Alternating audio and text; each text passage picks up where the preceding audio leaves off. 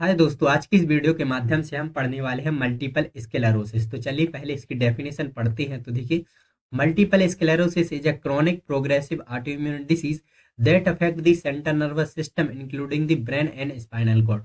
तो जो multiple sclerosis disease है, ये डायरेक्ट हमारे ब्रेन और स्पाइनल कॉर्ड को अफेक्ट करती है। देखिए, multiple sclerosis is chronic progressive autoimmune disease. तो ये क्या है? एक प्रकार से क्रोनिक डिसीज है। मतलब कि क्या होता है, लॉन्ग ड्यूरेशन तक चलने वाली डिसीज है, ये जल्दी ठीक नहीं होती। प्रोग्रेसिव की बात करें तो क्या होता है, ये धीरे धीरे करके स्प्रेड होती है, एकदम से स्प्रेड नहीं होती, धीरे धीरे करके स्प्रेड बढ़ती जाती है। ठीक है। ऑटोइम्यून की बात करें तो क्या होता है, एक प्रकार से जो हमारा इम्यून सिस्टम होता है, वो जैसे ही हमारी बॉडी में बैक्टीरिया वायरस इंटर करता है, कोई इन्फेक्शन होता है, तो उसके अगेंस्ट वर्क करता है हमारा इम्यून सिस्टम। लेकिन जब हमारा इम्यून सिस्टम हमारी ही सेल्स को डैमेज करने लगे, तो उसे हम ऑटो इम्यून बोलते हैं, ऑटो इम्यून डिसीज बोलते हैं। तो इसमें क्या होता है, जो हमारा इम्यून सिस्टम होता है, ये हमारी ब्रेन सेल्स और स्पाइनल कॉर्ड की जो सेल्स होती है, न्यूरॉन होते हैं, उन्हें ही अफेक्ट करने लगता है इस डिसीज में। देखिए, हमारे ब्रेन एंड स्पाइनल कॉर्ड से आपको पता ही है कि बहुत सारी नर्व निकलती हैं, नर्व सेल्स निकलती हैं, जो कि हमारी पूरी बॉडी में फैली होती हैं, जो कि सेंस कराती है, जिसके द्वारा बॉडी वर्क कर पाती है। तो ये वर्क होता है। लेकिन क्या होता है, जो हमारी ब्रेन एंड स्पाइनल कॉर्ड में जो नर्व सेल्स होती है, नर्व होती है, जैसे कि मान लीजिए क्या होते हैं, न्यूरॉन होते हैं। ठीक है, न्यूरॉन बोलते हैं हम उसे। तो न्यूरॉन को क्या होता है कि एक प्रोटेक्टिंग कवरिंग लेयर होती है न्यूरॉन के ऊपर, ताकि क्या हो सके, न्यूरॉन पूरी तरीके से प्रोटेक्ट हो सके, ठीक हो सके, प्रोटेक्ट रह सके, उसमें कोई डिफेक्ट ना हो। तो उसे हम बोलते हैं माइलिन शीथ। तो आप यहाँ पर देख पा रहे होंगे, ये क्या है, एक माइलिन शीथ है, जो कि प्रोटेक्ट करके रखती है न्यूरॉन को। लेकिन इस डिसीज में होता क्या है कि जो ऑटोइम्यून डिसीज है, जो हमारा इम्यून सिस्टम क्या करने लगता है, जो न्यूरॉन की ये माइलिन शीथ होती है, इसे डीजनरेशन करने लगता है उसका। आप यहाँ पर देख पा रहे हो कि जो माइलिन शीथ है, उसकी जो प्रोटेक्टिव कवरिंग लेयर है, जो कि प्रोटेक्ट करके रखती है उसे, तो उसे तोड़ने लगता है, उनका डीजनरेशन यहाँ पे होने लगता है। जिसके कारण क्या होगा कि जो न्यूरॉन सिग्नल ट्रांसमिशन करता है, वो नहीं कर पाएगा। ठीक है, तो जो हमारा वर्क है, वो भी प्रॉपर नहीं हो पाता है, न्यूरॉन अपना काम करना बंद कर देता है। तो इसमें हमें कई सारे सिम्टम्स देखने को मिलते हैं इस डिसीज में, अगर ऐसा होता है तो। चलिए देखते हैं, पहले हम इसकी तो बात करें, इससे पहले हम इंसिडेंस की बात कर लेते हैं। तो जो इंसिडेंस है इसका देखें, तो मेनली क्या होता है कि किसी भी एज में होता है। ठीक है, किसी भी एज में किसी को भी ये हो सकता है। मेनली ये 20 से 40 ईयर्स के लोगों में ज्यादा देखने को मिलता है, बट ठीक है। लेकिन ये सबसे ज्यादा वुमेन में ज्यादा देखने को मिलेगा अकॉर्डिंग टू मेन। ठीक है, वुमेन में थोड़ी ज्यादा देखने को मिलती है ये मल्टीपल स्क्लेरोसिस की डिसीज। ठीक है। चलिए, इसके बाद अब हम बात करते हैं कॉजेज। मतलब ऐसे क्या कारण होते हैं जिसके कारण जो ऑटो इम्यून डिसीज है, मतलब हमारा मल्टीपल स्क्लेरोसिस है, वो कॉज कर रहा है, हो रहा है। तो चलिए देखते हैं इसके क्या कॉजेज होते हैं। तो देखिए, फर्स्ट इसका causes of multiple sclerosis is unknown. मतलब एमएस का मतलब होता है मल्टीपल स्क्लेरोसिस। तो देखिए, causes of multiple sclerosis is unknown. तो देखिए, अभी तक इसका एग्जैक्ट कॉज का पता तो नहीं चला है कि किस कारण से ऐसा क्या कर देते हैं हम, कि जो हमारा स्पाइनल कॉर्ड है और ब्रेन की जो नर्व सेल है, उसकी माइलिन शीथ डैमेज हो रही है। उसका एग्जैक्ट कॉज का अभी तक पता नहीं चला। ठीक है। इसके बाद देखिए, ऑटो इम्यून एक्टिव देखते हैं। Auto immune activity result in demyelination. तो क्या होता है, जब हमारा इम्यून सिस्टम हमारी ही सेल्स को डैमेज करने लगता है, जो इम्यून सिस्टम होता है वो हमारे न्यूरॉन के माइलिन शीथ को डीजनरेशन करने लगता है, डैमेज करने लगता है, उसे हम डीमाइलिनेशन बोलते हैं। ठीक है ना। इसके बाद जेनेटिक फैक्टर। अगर परिवार में, फैमिली में किसी को कंडीशन बार बार होती है, तो आगे आने वाली जो संतान होगी, तो उनमें भी चांसेस देखने को मिल सकते हैं, या परिवार में भी स्प्रेड हो सकती है। चांसेस होते हैं, होती नहीं, बट होने के चांसेस होते हैं। ठीक है। इसके बाद देखिए, इन्वायरमेंटल फैक्टर। इन्वायरमेंटल फैक्टर ऐसे अफेक्ट करता है, देखिए क्या होता है, जो विटामिन डी होता है वो हमें मिलता है सनलाइट से। ठीक है, सूर्य के प्रकाश से। ठीक है। अगर आप उस सनलाइट में ज्यादा टाइम तक नहीं रहते, बिल्कुल भी नहीं रहते, तो क्या होता है, आपकी बॉडी में विटामिन डी की कमी होती है। ठीक है। अगर विटामिन डी की कमी होगी, तो जो हमारा इम्यून सिस्टम है वो वीक होने लगता है, जिसके कारण से अगर हमारा इम्यून सिस्टम वीक होगा, तो हमारी सेल्स को डैमेज करने लगेगा। ठीक है। चलिए, इसके बाद बात करते हैं प्रेगनेंसी एंड फटीग। प्रेगनेंसी में क्या होता है कि जो हार्मोन्स होते हैं, जैसे कि प्रोजेस्टेरोन, ईस्ट्रोजन, ये क्या करते हैं, ये भी इम्यून सिस्टम पर अफेक्ट डाल सकते हैं, जिसके कारण इम्यून सिस्टम वीक हो सकता है, इम्यून सिस्टम पे डिफेक्ट हो सकता है। ठीक है ना। इसके बाद अब हम बात करते हैं किसकी, वायरल इन्फेक्शन। कुछ वायरल इन्फेक्शन भी होते हैं जो कि अफेक्ट कर सकते हैं, जैसे कि Epstein Barr virus, then herpes virus. ये क्या करते हैं, हमारे ब्रेन और स्पाइनल कॉर्ड को अफेक्ट कर सकते हैं, मेनली हमारे इम्यून सिस्टम को वीक कर सकते हैं। ठीक है ना।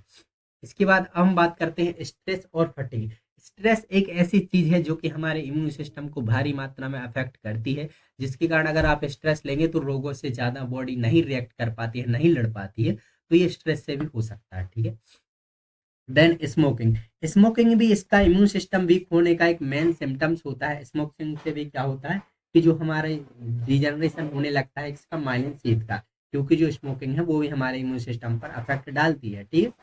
पॉल्यूशन। अगर आप बहुत ज्यादा एयर पॉल्यूशन में रहते हैं, बहुत ज्यादा टॉक्सिन्स, जहां पर टॉक्सिन्स रहता है, केमिकल्स रहता है, उस पर रहते हैं, ठीक है, तो ये भी कहीं ना कहीं हमारे इम्यून सिस्टम को अफेक्ट कर देता है और ये कहीं ना कहीं चांसेस बढ़ा देता है मल्टीपल स्क्लेरोसिस होने के, ठीक है ना।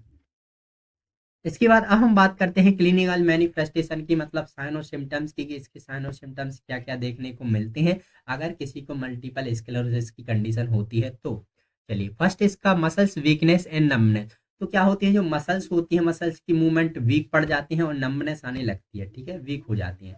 Vision problem. जिसको ये कंडीशन होती है, विजन प्रॉब्लम होता है, वो क्लियर नहीं देख पाता, उसे देखने में भी प्रॉब्लम हो सकती है।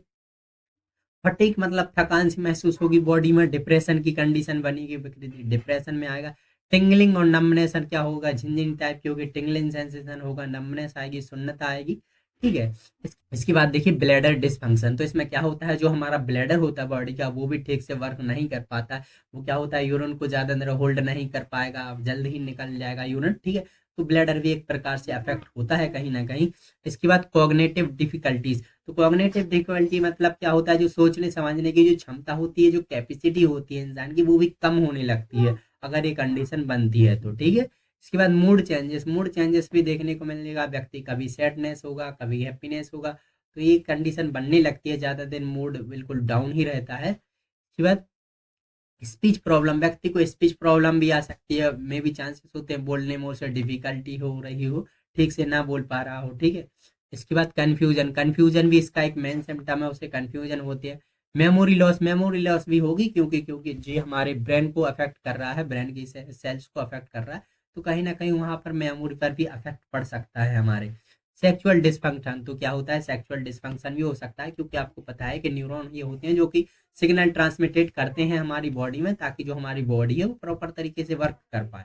कहीं ना कहीं हमारे सेक्सुअल ऑर्गन पे भी अफेक्ट बढ़ सकता है, सेक्सुअली डिस्फंक्शन भी हो सकता है, ठीक है। तो ये कुछ क्लिनिकल मैनिफेस्टेशन होते हैं जो कि देखने को मिलते हैं। इसके बाद अब हम बात करते हैं डायग्नोस्टिक एवेल्युएशन की बात, मतलब इसे कैसे डायग्नोसिस किया जा सकता है इस डिसीज को। तो देखिए, फर्स्ट है हिस्ट्री कलेक्शन। सबसे पहले तो हम हिस्ट्री कलेक्ट करते हैं। हिस्ट्री कलेक्ट में देखते हैं कि क्या जनरेशन से तो नहीं हुई है, क्या कंडीशन थी पहले, कोई डिफिकल्टी तो नहीं हुई ब्रेन स्पाइनल कॉर्ड से रिलेटेड। देन इसके बाद फिजिकल एग्जामिनेशन देखते हैं। फिजिकल एग्जामिनेशन प्रॉपर विजन देखते हैं, प्रॉपर बॉडी का फंक्शन हो रहा है कि नहीं हो रहा है, मसल मूवमेंट कैसे है। फिर उसके बाद नर्वस सिस्टम को भी असेस किया जाता है, ठीक। इसके बाद सीटी स्कैन। सीटी स्कैन के माध्यम से क्या किया जाता है, जो स्पाइनल कॉर्ड होती है ब्रेन का, सीटी स्कैन लिया जाता है, उसके माध्यम से भी असेस करने के लिए ये किया जाता है। MRI brain and spinal cord क्या होता है, इसमें मेनली क्या होता है, एमआरआई की जाती है सिर्फ ब्रेन एंड स्पाइनल कॉर्ड की, ताकि क्योंकि हमारे ब्रेन के न्यूरॉन और स्पाइनल कॉर्ड के न्यूरॉन की माइलिन शीथ डैमेज हो रही है, इसलिए हमें mainly brain and spinal cord की ही एमआरआई करवानी होती है, ठीक है। इसके बाद सीएसएफ एग्जामिनेशन, क्योंकि जो हमारे स्पाइनल कॉर्ड से क्या होता है, सेरिब्रो स्पाइनल फ्लूइड ही वो चलता रहता है, ठीक है, फ्लो करता है। तो सीएसएफ एग्जामिनेशन भी किया जा सकता है कि कोई इन्फेक्शन ना हो, कोई डिफिकल्टी तो नहीं है, उसके एग्जामिनेशन से भी डिटेक्ट किया जा सकता है, ठीक है। इसके बाद देखिए nerve function test. Nerve function test किया जाता है, व्यक्ति को कुछ चुभाया जाता है, पिन छुपाई जाती है कि उसकी जो नर्व है, जो न्यूरॉन है, प्रॉपर तरीके से वर्क कर रहे हैं या नहीं कर रहे हैं, तो नर्व फंक्शन टेस्ट भी किया जाता है। इसके बाद न्यूरोलॉजिकल एग्जामिनेशन। जो न्यूरोलॉजिकल एग्जामिनेशन है वो भी प्रॉपर तरीके से किया जाता है। न्यूरोलॉजिकल मेंटल एग्जामिनेशन होता है, वो भी किया जाता है। तो कुछ इस प्रकार के एग्जामिनेशन होते हैं जिसके द्वारा डिटेक्ट करने के लिए किए जाते हैं।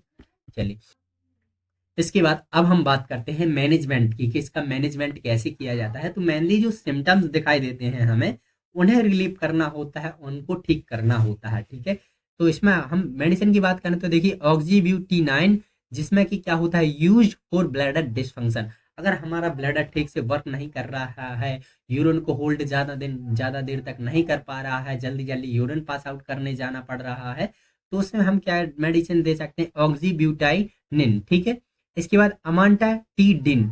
अमांटिडिन क्या होती है, एक मोडाफिनिल यूज्ड फॉर फटिग, अगर क्या होती है फटिग आती है, बहुत ज़्यादा थकान रहती है बॉडी में, तो ये मेडिकेशन हम चला सकते हैं, अमांटाडिन एंड मोडाफिनिल। ठीक है, इसके बाद क्या है, प्रोपानोलॉल, प्रोपानोलॉल एंड फेनोबारबिटल, फेनोबारबिटल फॉर ट्यूमर्स, अगर कोई ट्यूमर्स की कंडीशन हो गई है, लाइक दिस कोई ट्यूमर है, तो उसे डिटेक्ट करने के लिए, ठीक करने के लिए हम ये मेडिकेशन चलाते हैं।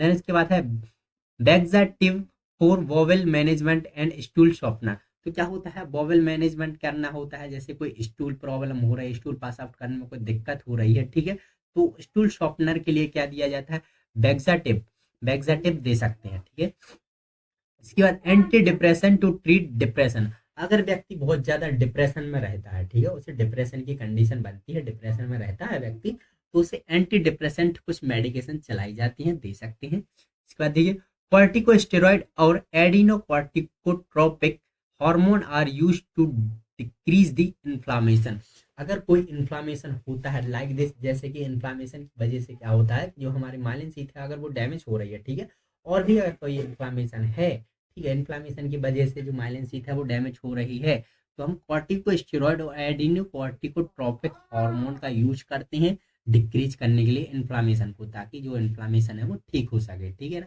तो ये कुछ मैनेजमेंट किए जाते हैं इस डिसीज में। अगर वीडियो पसंद आए तो यार प्लीज़ हमारे चैनल को सब्सक्राइब जरूर करें, ताकि ऐसी वीडियो की नोटिफिकेशन जब भी बने तो आपको सबसे पहले आए। ठीक है, ठीक है, थैंक यू।